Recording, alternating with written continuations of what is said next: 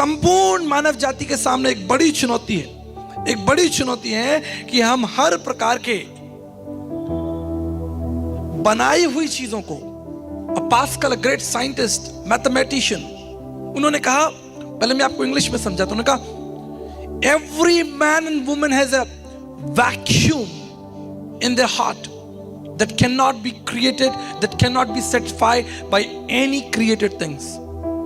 उन्होंने कहा हर एक मनुष्य के हृदय के अंदर एक खाली स्थान है, एक खाली स्थान जो किसी भी बनाई हुई चीज, पैसा, संसार की पद प्रतिष्ठाएं, योग्यताएं उससे नहीं भर सकता। वो केवल परमेश्वर के पुत्र प्रभु यीशु मसीह से भरा जा सकता है। Because he is not a creation, he is a creator. वो रचना नहीं है, वो स्वामी है। इसलिए उस दिन जब प्रभु यीशु मसीह जक्कई के घर गए, और क्या लिखा है, वचन कहता है आज यहां पर उद्धार आया है। Today this person got the purpose of his life. आज इस मनुष्य के जीवन में उसको उसका उद्देश्य मिल गया। यीशु मसीह आपको इस संसार में ईसाई बनाने नहीं आए थे। मैं आपको साफ साफ बताना चाहता हूं, प्रभु यीशु मसीह इस संसार में एक ईसाई धर्म की स्थापना करने के लिए नहीं आए थे। वो इस संसार में इसलिए आए थे ताकि खोया हुआ वापस दिया जा सके, भटका हुआ वापस लौटाया जा सके, और टूटा हुआ वापस से जोड़ा जा सके। ये रहस्य है, इसे केवल बुद्धिमान व्यक्ति समझ सकता है। जो सत्य का प्रेमी हो वही इसको जान सकता है। न्यूटन एक बड़े साइंटिस्ट, उन्होंने एक बहुत अच्छी बात की। उनके 3 लॉ, उनमें पहला लॉ जो भौतिकी का नियम है, न्यूटन ने कहा कि every object will remain in state until there is a external force. अर्थात जो वस्तु जहां पर रखी है वो युगों तक वहीं रखी रहेगी जब तक कोई उसको हिलाए नहीं। जैसे कल्पना कीजिए कि आप अपने घर में, अपने कमरे के अंदर एक कुर्सी रख दें और 2 साल बाद आप लौटें, ताला लगाकर घर से चले जाएं, और 2 साल बाद आप जब लौटेंगे तो आप पाएंगे कि वो कुर्सी वहीं पर रखी है, वहीं रखी रहेगी। आप पूरा घर बंद करके चले जाइए, every object will remain in its states, अपने ही स्थान पर पड़ी रहेगी जब तक कि उसे कोई हिलाए नहीं। अब आप अंधकार में पड़े, आप असत्य में पड़े, झूठ में पड़े हुए, गिरे हुए। जैसे कभी कभी आपने न्यूज में सुना होगा कि एक छोटा बच्चा बोरवेल में गिर गया। बोरवेल समझते हैं, बहुत गहरा जो नल जो खोदते पानी निकालने के लिए, या गहरे कुएं में गिर जाए। हमारे राजस्थान में बावड़ी कहते हैं। अगर कोई गहरे कुएं में गिर जाए, छोटा बच्चा, क्या वो अपनी योग्यताओं से बाहर निकल सकता है? वो कितना भी हाथ पैर मारे, वो नहीं निकल सकता। आप अंधकार में हैं, असत्य में, इसलिए तो भारतीय ऋषियों ने प्रार्थना की थी, अस्तुमा सद्गमे तमसोमा ज्योतिर्गमे मृत्युमा अमृतगमे। अगर आप स्वयं असत्य से निकल सकते तो आपने प्रार्थना क्यों की? भारतीय दर्शन शास्त्री प्रार्थना कर रहे हैं। बृहद आरण्यक उपनिषद 1:3-27 में लिखा है, अस्तोमा सद्गम, हे प्रभु हमें असत्य से निकालकर सत्य में ले चले। तो अगर स्वयं आप असत्य से निकल सकते थे तो आप निकल जाते, फिर प्रार्थना का कोई औचित्य नहीं, कोई प्रभाव नहीं, कोई मतलब नहीं। तमसोमा ज्योतिर्गमय, तमस का माने अंधकार, अंधकार से प्रकाश की ओर। हे प्रभु आप हमें अंधकार से प्रकाश की ओर ले चलें, प्रार्थना कर रहे हैं। अगर आप स्वयं अंधकार से निकलने की शक्ति, ऊर्जा रखते हैं तो प्रार्थना का कोई औचित्य नहीं, कोई स्थान नहीं। मृत्युमा अमृतगमे, हे प्रभु हमें मृत्यु से निकालकर शाश्वत जीवन में लेकर चले। प्रभु ने क्या कहा? प्रभु ने ठीक प्रार्थना का उत्तर दिया। उसने कहा मार्ग, सत्य और जीवन मैं ही हूं। ठीक प्रार्थना का उत्तर। ये प्रभु हमें असत्य से सत्य की ओर ले चले। यीशु ने कहा सत्य मैं हूं। अंधकार से ज्योति की ओर ले चले। यीशु मसीह ने कहा जगत की ज्योति मैं हूं। मृत्युमा अमृत गमे, हमें मृत्यु से शाश्वत जीवन की ओर ले चले। प्रभु ने कहा मैं ही पुनरुत्थान और जीवन हूं। क्यों आए थे प्रभु इस संसार में? जो मनुष्य से नहीं हो सकता वो परमेश्वर से हो सकता है।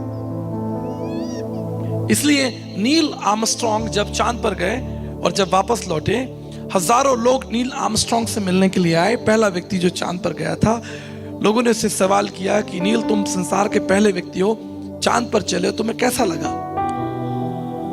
अब जानते नील आर्मस्ट्रांग ने क्या जवाब दिया? उसने कहा कि मनुष्य चांद पर पहुंच गया, कोई बड़ी बात नहीं। बड़ी बात यह कि जिसने चांद को बनाया था वो इस संसार में चला था। हम पहले यीशु की बात करेंगे।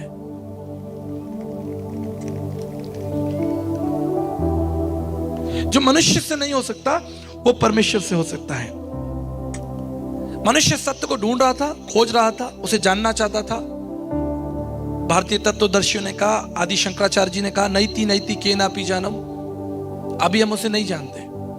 स्वामी विवेकानंद जी ने कहा, स्वामी विवेकानंद साहित्य सर्वस्वम वॉल्यूम 479 में कहते हैं, अदृश्य अगोचर अदृष्टा, वो शक्ति, परम तत्व, परम सत्ता जो है वो अदृश्य है, उसे आप आंखों से नहीं देख सकते।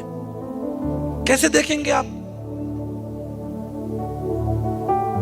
आपकी आंखें उसकी पवित्रता का सामना नहीं कर सकती, आपकी बुद्धि परमेश्वर की महानता का सामना नहीं कर सकती, आपका विवेक, आपका ज्ञान सीमित है। आप कितना देखेंगे? आपको थोड़ी दूर तक दिखाई देगा, 500 मीटर, 1 किलोमीटर तक। किसी ऊंचाई पर, टंकी पर चले जाएंगे, पहाड़ पर चले जाएंगे, किलोमीटर, 5 किलोमीटर। क्या आपको पहाड़ की चोटी से अमेरिका, जापान दिखाई देगा? क्या आप किसी पहाड़ की चोटी पर खड़े हैं तो आपको ब्रह्मांड दिखाई देगा? मुझे आपके जयपुर से दौंडी नहीं दिखाई देगा। तो मनुष्य की बुद्धि, उसकी इंद्रियां, उनकी सोच, उनकी कल्पनाएं बहुत छोटी हैं परमेश्वर के सामने। और वो इंद्रियां, वो विवेक इतना नहीं है कि वो परमात्मा को जान सके।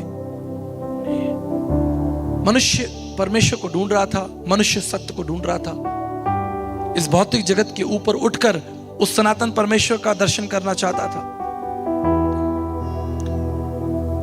इससे डॉक्टर सर्वपल्ली राधाकृष्णन जी ने कहा है, ज्ञान तुम्हें शास्त्रों में मिल जाएगा, लेकिन दर्शन तुम्हें मसीह में मिलेगा। जिसने मसीह को जान लिया उसने परमेश्वर को जान लिया। My Idealist View of His Life, book written by Dr. Sarvepalli Radhakrishnan. पुस्तक हिंदू दर्शन, उसका 4था अध्याय, डॉक्टर सर्वपल्ली राधाकृष्णन जी ने कहा, जैसे नदी पहाड़ से चलती है तो बड़ी पवित्र होती है, लेकिन जब वो समाज में आ जाती है, दुनिया में आ जाती है, लोगों के बीच में आती है, लोग नदी को गंदा कर देते हैं। ठीक इसी तरह आज मनुष्य ने अपने कर्मकांडों से, अपनी बुद्धि से, अपनी चालाकी से, अपने छल से, अपनी दुष्टता से, अपने व्यापारीकरण से उस सत्य को ढांप दिया। सत्य के अंदर शक्ति है, लेकिन मनुष्य उसे दबा रहा है, समाज उसे दबा रहा है, समाज उसका सामना नहीं कर पा रहा। इच्छा तो है, जानने की इच्छा है, लेकिन वो जानता है कि अगर मैं सत्य का सामना करूंगा तो ये कठिन होगा। कल्पना कीजिए, अगर कोई चोर चोरी कर रहा हो और आप उसके ऊपर रात को 2 बजे प्रकाश डालते हैं, टॉर्च डालते हैं, भाई क्या कर रहे हो, तो आपका शत्रु हो जाएगा, क्योंकि आपने उसके काम में विघ्न डाल दिया। वो ताला तोड़ रहा था दुकान का, बैंक का ताला तोड़ रहा था, आपने उसके ऊपर प्रकाश डाल दिया। आप जानते हैं लोग प्रभु यीशु मसीह से क्यों दूर भागते हैं? उसने कोई ऐसा काम नहीं किया जिससे आपको डर लगे, या उसके हाथ में कोई तलवार हो, या कोई गदा हो, या कोई भाला हो, या कोई ऐसी चीज हो जिससे वो आपका गला काटे। फिर भी लोग यीशु से दूर क्यों भागते हैं? एक ही कारण है, क्योंकि उनके काम अंधकार के, उन्हें असत्य और अंधकार पसंद है। और वो जानते हैं कि अगर वो सत्य के निकट आएंगे तो उन पर प्रकाश पड़ेगा और वो दिख जाएंगे।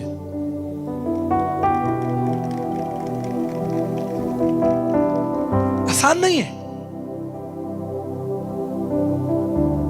बहुतों ने सुना, लेकिन थोड़ों ने उसे जाना, और उससे भी कम लोगों ने उसे ग्रहण किया। इसलिए निमंत्रण समस्त जगत को दिया जाता है कि तुम आओ, उस सत्य को सुनो, उसे जानो, उसे ग्रहण करो, उसमें अटल हो जाओ और फिर उसको बांटो। मेरे प्रियो, याद रखिएगा, आपकी योग्यताएं, आपका सामर्थ्य, आपका घमंड, चाहे वो घमंड पैसे का हो या शक्ति का हो या ज्ञान का हो या आपकी सुंदरता का हो, एक दिन सब कुछ नष्ट हो जाएगा और आप अकेले बैठे होंगे। इसका एक बहुत बड़ा उदाहरण माइकल जैक्सन है। अपने समय में सबसे ज्यादा चर्चित व्यक्ति Michael Jackson, in his time, अपने समय में। उस समय इंटरनेट पर या कहें कि लोगों के बीच में सबसे चर्चा का विषय माइकल जैक्सन था। अखबारों में उसकी, प्रत्येक दिन अखबारों में उसकी फोटो छपती थी। पिछले दिनों में अमेरिका में था और कई देशों में मैं गया हूं, तो मैं कई होटल्स में जब मैं वहां गया तो वहां पर माइकल जैक्सन की फोटो लगी थी। तो मैंने मैनेजर से, वहां के स्टाफ से पूछा, क्या माइकल जैक्सन इस होटल में आ चुके हैं? उन्होंने कहा, सर बिल्कुल, he stayed in a hotel, हमारे होटल में वो रहे। देखिए ये फोटो हमारे होटल की है। दुनिया के बड़े बड़े होटल्स के अंदर, विश्व के अंदर बड़े बड़े होटल्स के अंदर माइकल जैक्सन की फोटो लगा करती थी। ये इट वॉज प्राइड कि वो उस होटल में आए, रुके, होड़ लगती थी लोगों की भयानक। जिस शहर में उसे जाना हो, जिस देश में उसे जाना हो, हड़कंप मच जाता था। हर होटल के लोग चाहते थे कि वो एक बार हमारे होटल में, सर हम आपसे कोई पैसा नहीं लेंगे, उल्टा आप हमारे होटल में रहेंगे, इसके लिए हम आपको 5 करोड़ देने के लिए तैयार हैं। आप हमारे होटल में आके रहिए, हम सबसे महंगे उपहार आपको देंगे। आप हमारे होटल में आके रहिए, सबसे बड़ी व्यवस्था हम आपके लिए करेंगे, सबसे अधिक सुरक्षा हम आपको देंगे। होड़ लगती थी। इसलिए जानकार कहते हैं कि दुनिया में सबसे ज्यादा उपहार माइकल जैक्सन को दिए गए। अभी कल ही मैं अखबार पढ़ रहा था, कतर जो एक छोटा देश है, उसने अमेरिका के राष्ट्रपति को एक 747, एक बड़ा जहाज देने की प्रस्ताव रखी है कि हम अमेरिका के राष्ट्रपति डोनाल्ड ट्रंप जी को ये बड़ा 747, सबसे बड़ा जहाज, जंबो जेट, सबसे ज्यादा सुरक्षा उसके अंदर होगी, सबसे ज्यादा सुंदरता उसके अंदर होगी, खान पीन की, सुरक्षा की सब बड़ी बड़ी जिम्मेदारियां। कतर देश अमेरिका के राष्ट्रपति को, डोनाल्ड ट्रंप को उपहार दे रहा है। बात माइकल जैक्सन की हो रही थी। दुनिया में सबसे ज्यादा उपहार पाने वाला व्यक्ति माइकल जैक्सन।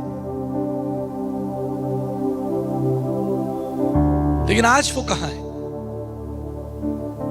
इससे कोई फर्क नहीं पड़ता आप कितने धनवान हैं, कितने योग्य हैं, कितने प्रतिभाशाली हैं, आपका मूल्य परमेश्वर की दृष्टि में क्या है, यह सबसे महत्वपूर्ण है। समाज, लोग, संगठन, देश आपको कौन से उपहार देता है? मैं स्वीडन में था और नोबेल पुरस्कार, अगर आपको याद हो, अल्फ्रेड नोबेल, जिसके नाम से ये उपहार विश्व के गिने चुने लोगों को दिए जाते हैं। अल्फ्रेड नोबेल एक केमिस्ट्री का बहुत बड़ा जानकार था, जिसने डायनामाइट बनाया। उस समय इस डायनामाइट की बहुत आवश्यकता थी, क्योंकि बड़े बड़े पहाड़ों को तोड़कर उसमें से रास्ता निकालना जरूरी था, क्योंकि अगर आप एक पहाड़ का चक्कर लगाकर जा रहे हैं तो सुबह से शाम हो जाती है। लेकिन वहीं अगर उस पहाड़ के अंदर एक सीधी सुरंग है तो आप उस मार्ग को 5 मिनट में या 10 मिनट में पूरा कर सकते हैं। इसलिए अल्फ्रेड नोबेल ने अपनी पूरी शक्ति डायनामाइट के निर्माण में लगा दी, जिसके द्वारा बड़े विस्फोट करके पहाड़ों को छेद कर उसमें सुरंग बनाने की प्रस्तुति मिली। लेकिन आगे चलकर क्या हुआ? आगे चलकर इसी डायनामाइट का इस्तेमाल वर्ल्ड वॉर में हुआ। विश्व युद्ध के अंदर डायनामाइट का इस्तेमाल हुआ। हजारों लाखों लोग एक डायनामाइट से एक बार में मर जाते, सैकड़ों लोगों की मृत्यु हो जाती। जब अल्फ्रेड नोबल ने इस बात को देखा कि मेरा आविष्कार, जिसे मैंने जनहित के लिए बनाया था, समाज के कल्याण के लिए बनाया था, समाज की आवश्यकता के लिए बनाया था, आज उसका इस्तेमाल हजारों की मृत्यु के लिए हो रहा है। आप जानते हैं उसने क्या किया? उसने अपनी सारी दौलत बेच दी, सारा उसका जितना अंपायर था सब कुछ बेच के उसने पूरी क्षमता, पूरी ताकत लगा दी और एक संस्था का निर्माण किया जो कि विश्व में सबसे अच्छा काम करने वाले, शांति का काम करने वाले लोगों को शांति पुरस्कार दी जाएगी, जिसे नोबेल पुरस्कार किया जाता है। संसार में जो सबसे अच्छा काम करेगा उसे नोबेल पुरस्कार दिया जाए। मैं फ्लाइट में यात्रा कर रहा था हैदराबाद कई सालों पहले। एक वैज्ञानिक मेरे पास में, साइंटिस्ट मेरे पास में बैठा था और उसने एक बड़ा अटपटा सवाल मुझसे पूछा। उसने कहा, Why do you believe in God when the science has disproved? विज्ञान ने परमेश्वर को नकार दिया है, विज्ञान ने परमेश्वर को खत्म कर दिया और आप बात कर रहे हैं एक परमेश्वर की उपस्थिति की। अगर परमेश्वर है तो इस संसार में इतने गलत दिशा क्यों है? Why there is homosexuality, समलैंगिकता, why there is wrong business practices, लोग गलत तरीके से व्यापार कर रहे हैं, इतना कुछ बुरा, so much evil in this world, false witness, गलत गवाहियां, प्राइड, अभिमान, युद्ध। Where is God? परमेश्वर कहां है? Science has proved that there is no God. मैंने उसकी आंखों में आकर डालकर देखा और कहा, which sciences is historical or observational science? कौन से विज्ञान ने सिद्ध कर दिया है कि परमेश्वर नहीं है? Is it political science or is it home science or it is chemistry, observational science, automobiles or computer science? Which science has proved that there is no God? और वो थोड़े समय के लिए शांत हो गया। और तब मैंने इसी लक्ष्य से बात की कि जब परमेश्वर ने मनुष्य का निर्माण किया था, मनुष्य पवित्र था, उसके अंदर सत्य था, उसके अंदर परमेश्वर का प्रकाशन था, उसके अंदर ईमानदारी थी, उसके अंदर एक धर्म था, एक न्याय था।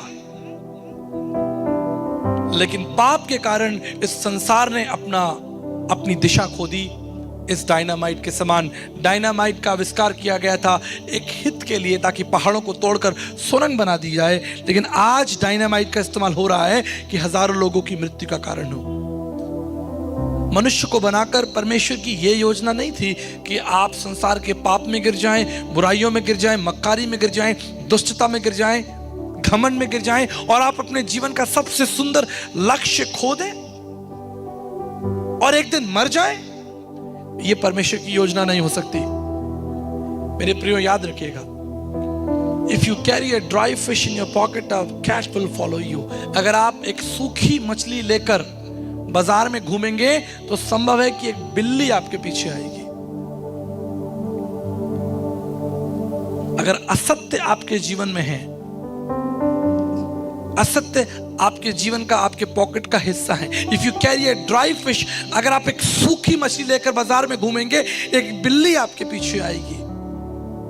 ठीक इसी तरह अगर असत्य का, झूठ का बीज आपके हृदय में होगा, शैतान दुगनी सामर्थ्य से आपके पीछे आएगा और आपको लूट लेगा और आपको नष्ट कर देगा, क्योंकि आपके जीवन में सत्य का कोई स्थान नहीं है। और इसलिए यीशु मसीह संसार में आया। मेरी बात याद रखिएगा, आप पूरा संदेश भूल सकते हैं लेकिन ये बात मत भूलिएगा, 100 रेल के डिब्बे मिलकर एक इंजन को नहीं खींच सकते। 100 रेल के डिब्बे एक इंजन को नहीं खींच सकते। पास्टर रिचर्ड तो रेलवेज में रहे हैं, लेकिन एक इंजन जो है वो 100 डिब्बों को खींचने की शक्ति रखता है। हम इस संसार को नहीं चला सकते, हम अपने जीवन को नहीं चला सकते, हम अपने जीवन के 100 निर्णय स्वयं नहीं ले सकते। सही क्या है और गलत क्या है, इसका फैसला केवल परमेश्वर की सामर्थ्य से होगा। अगर आप अपने जीवन में परमेश्वर को पहला स्थान दें, इंजन के समान पहला स्थान दें, मैं आपको बताना चाहता हूं, आपके जीवन की यात्रा सरल हो जाएगी और पूरी हो जाएगी।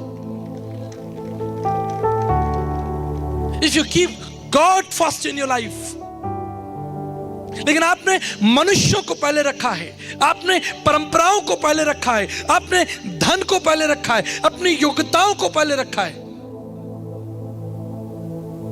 परमेश्वर ये कभी नहीं कहता कि आप अपनी योग्यताओं को, अपने कौशल को, अपने ज्ञान को ना बढ़ाएं, या आपके पास धन ना हो, या आपके पास योग्यताएं ना हो। लेकिन याद रखिए, ये धन, ये कौशल, ये योग्यताएं, ये चमक धमक पीछे होनी चाहिए, आगे नहीं होनी चाहिए। If you keep God first, मैं आपको बताना चाहता हूं, अभी कल ही मेरी बेटी ने हाई स्कूल पास किया। मैंने उससे कहा, मैंने कहा तुम्हें इसके बदले में क्या चाहिए? ये सवाल हम किससे पूछते हैं? जो व्यक्ति, बच्चा पास हो जाता है, जो फेल हो जाता है, और हम कहें कि बताओ तुम फेल हो गए, तुम्हें इसके बदले में क्या चाहिए? That's not a good question. ये एक अच्छा सवाल नहीं होगा। यदि आप परमेश्वर को अपने जीवन में पहला स्थान देते हैं, मैं आपको बताना चाहता हूं, वो धन, वो योग्यताएं आपके ऊपर अच्छी लगेंगी, वो ज्ञान आपके ऊपर अच्छा लगेगा। आप कल्पना कीजिए कि अगर कोई सड़क पर दूल्हे के कपड़े पहनकर और सेहरा पहनकर सब्जी लेने जाए, लोग कहेंगे क्या तुम बनकर घूम रहे भाई? उसका विवाह नहीं है, लेकिन उसने विवाह का वस्त्र पहने हुआ है, विवाह नहीं है और वो सब्जी ले रहा है। लोग कहेंगे ये कैसा व्यक्ति है? सब्जी मंडी में विवाह का वस्त्र पहनकर, सेहरा पहनकर, फूलों की माला पहनकर, शेरवानी पहनकर तुम सब्जी ले रहे हो, ये तुम्हारे ऊपर अच्छा नहीं लगता। लेकिन वही तब जब तुम्हारा विवाह हो, जिस दिन तुम्हारा विवाह है, उस दिन तुम्हारे ऊपर ये चीजें अच्छी लगेंगी।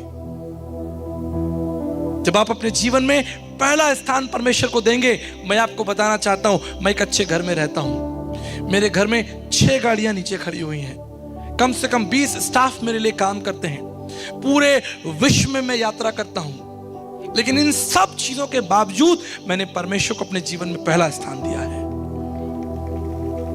ये चीजें बोगी के समान, डिब्बों के समान पीछे लगा दी जाए, योग्यताएं पीछे हो, सामर्थ पीछे हो, जय जयकार पीछे हो, सब कुछ पीछे हो, पहले परमेश्वर का पुत्र प्रभु यीशु मसीह, हालेलुया, सारी महिमा और आदर उसको मिलनी चाहिए। This is what the invitation, ये निमंत्रण संसार को दिया गया है। मेरे प्रियो, संसार की सारी चीजें आपके पास हो, सारे उपहार आपके पास में हो, और यदि प्रभु यीशु मसीह ना हो, तो आपके जीवन का लक्ष्य क्या होगा, गंतव्य क्या होगा? कभी सोचा आपने what will be your destiny when you die? जब आपका आत्मा आपके शरीर में से निकलेगा, आप कहां जाएंगे? यही सवाल मुझे अमर सिंह जी ने कहा था, मेरा क्या होगा आचार्य जी, अब मैं कहां जाऊंगा? पूरी जिंदगी आपने राजनीति में लगा दी, पूरी जिंदगी आपने फिल्मों में लगा दी, पूरी जिंदगी आपने पैसा कमाने में लगा दी, पूरी जिंदगी आपने संसार की योग्यताओं को पाने के लिए लगा दिया, लेकिन आपके पास उस संसार के प्रभु को जानने का समय नहीं मिला। ये सबसे बड़ा दुर्भाग्य होगा मनुष्य का। ऐसा दुर्भाग्य कि कोई कई दिनों से प्यासा हो, जंगल में भटक रहा हो, और भटकते भटकते उस नदी के किनारे बस पहुंचने ही वाला हो, और उसका प्राण उसके शरीर से निकल जाए। मेरे प्रियो, मैं आपको इनकरेज करना चाहता हूं। राजा सुलेमान कहता है, सबोपदेशक की पुस्तक उसके 12 अध्याय 13 पद में, सब कुछ सुना गया, अंत की बात यह है कि परमेश्वर का भयमान और उसकी आज्ञाओं पर चल, तो तुझे अनंत जीवन मिलेगा। सब कुछ सुना गया, अंत की बात यह है। आज जब मैं इस संदेश को आपके संग बांटना चाहता हूं, और जब हम अंतिम क्षण में, अंतिम स्थान पर हैं, संदेश के अंतिम पड़ाव पर हूं, मैं आपको बताना चाहता हूं, look your life through the eyes of word of God. अपने जीवन को परमेश्वर के दृष्टिकोण से देखिए, अपने भविष्य को परमेश्वर के दृष्टिकोण से देखिए, अपनी योजनाओं में परमेश्वर को शामिल कीजिए, उससे बात कीजिए। आप जानते हैं जब यीशु मसीह ने 12 लोगों को बुलाया, उसने अपने लिए 12 प्रशंसक नहीं ढूंढे कि ये 12 लोग मेरे लिए ताली बजाएंगे या मेरे हाथ पैर दबाएंगे या मैं थक जाऊंगा तो ये मेरी सेवा करेंगे, मुझे खाना देंगे। These 12 people were not slave। ये 12 लोग नौकर नहीं थे, गुलाम नहीं थे। ये 12 लोग, These 12 people, केवल 12 लोग उसके प्रतिबिंब थे, उसकी आइडेंटिटी थे। और उन 12 लोगों के अंदर उन्होंने, उस मुट्ठी भर लोगों के अंदर अपनी ऊर्जा और अपनी शक्ति को डाल दिया। यीशु ने उन्हें अपने पास आने दिया। Jesus walked with them. सत्य उनके साथ चला। हालेलुया। उन्होंने केवल सत्य सुना नहीं, लेकिन सत्य उनके साथ चला। आज आप सत्य सुन रहे हैं, लेकिन संभव है कि आप इस सत्य को यहीं छोड़कर चले जाएं। लेकिन इनविटेशन यह है, निमंत्रण यह है कि आप उस सत्य को अपने साथ अपने घर लेकर जाएं, अपने जीवन का पहला स्थान दें, और तब आप अपने जीवन में परमेश्वर की सामर्थ को देखेंगे। आप देखेंगे, you know why some people are so sad. आज बहुत से लोग चिड़चिड़े हैं, बहुत से लोग अकेले हैं, आरोप लगाने वाले, गुस्सा करने वाले, दूसरों का काम खराब करने वाले। आप जानते क्यों? क्योंकि उन्होंने संसार की बातों पर मन लगाया है। वहीं दूसरी तरफ कुछ लोग हैं जो ऊंचाइयों पर उड़ रहे हैं। आप जानते क्यों? क्योंकि उन्होंने परमेश्वर पर दृष्टि की है। जब आप संसार को देखेंगे, मैं आपको एक बात बताना चाहता हूं, एक अद्भुत बात बताना चाहता हूं, और फिर आपके लिए प्रार्थना भी करना चाहता हूं। A pig cannot look to the sky। एक सूअर कभी आसमान को नहीं देख सकता, वो कभी उठाकर आसमान को नहीं देख सकता। लेकिन आप जानते हैं, वहीं एक ईगल आसमान में उड़ने के लिए बनाया गया है। That is the difference.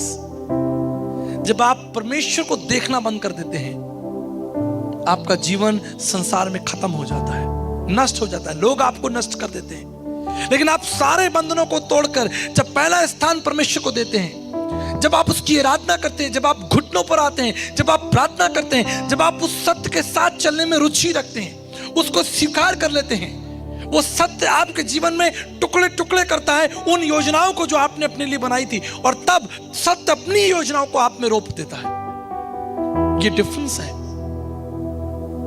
मेरी बहुत सी योजनाएं थी जिसे परमेश्वर ने कामयाब नहीं होने दिया। आप जानते क्यों? क्योंकि परमेश्वर के पास मेरे लिए योजना थी। पवित्र शास्त्र बाइबल हमें सिखाती, यिर्मयाह 29:11 में लिखा है, मेरे पास तेरे लिए योजना है और उन योजनाओं में तुम्हारे लिए जीवन है, लाभ है, उन्नति है। I have a plan for you। मेरे प्रियो, आज जब आप इस सभा में आए हैं, मैं आपको इनकरेज करना चाहता हूं, संसार की चीजों पर ध्यान मत दें, परंतु संसार के राजा पर ध्यान दें।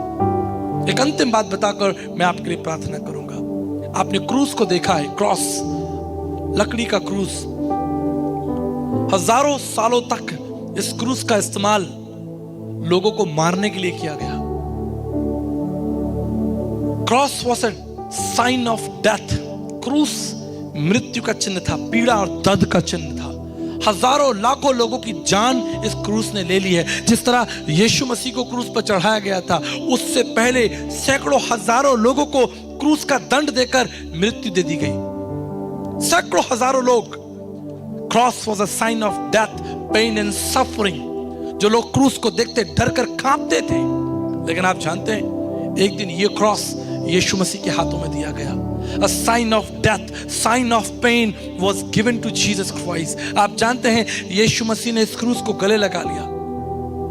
यीशु मसीह ने इस क्रूस को गले लगा लिया, और इतिहास गवाह है, आज ये लकड़ी का टुकड़ा, ये क्रूस मृत्यु नहीं लेकिन जीवन का चिन्ह है। ये अपमान का नहीं लेकिन आशीष का चिन्ह है। अब ये पीड़ा का चिन्ह नहीं लेकिन शांति का चिन्ह। हालेलुया। अगर ये सत्य इस लकड़ी के टुकड़े को, जीवन को बदल सकता है, इस लकड़ी के इतिहास का बदल सकता है, जीवन को बदल सकता है। It's very typical.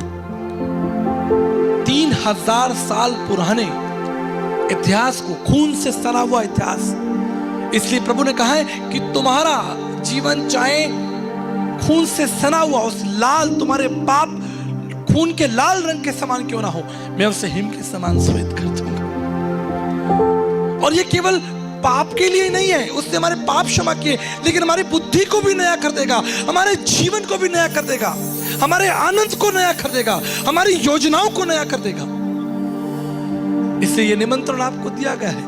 परमेश्वर का वचन, पवित्र शास्त्र बाइबल कहती है, ये सब परिश्रम करने वालों और बोझ से दबे लोगों, ये बोझ एक आलू की बोरी नहीं है, ये बोझ कोई गेहूं की बोरी नहीं है जिससे आप ले जा रहे हैं। ये बोझ एक थकान है, एक चिंता है, एक भय है। ये बोझ भविष्य की चिंता का भय है। यीशु मसीह ने कहा, cast your burden to me, अपनी सारी योजनाओं को तुम मुझे दे दो, अपनी सारी चिंताओं को तुम मुझे दे दो, मुझे तुम्हारा ध्यान है। मेरे प्रियो, अगर ये यीशु मसीह लकड़ी के जीवन को बदल सकता है तो आपके जीवन को क्यों नहीं बदलेगा? बस आपको करना क्या है? आपको संसार से नजर हटाकर संसार के विधाता की ओर देखना है।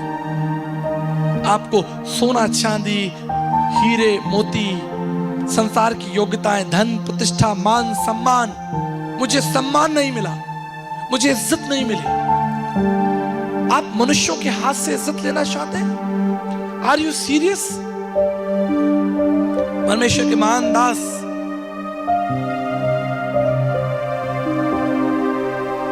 T.W. रोजर ने कहा, चार्ल्स स्पर्जन ने कहा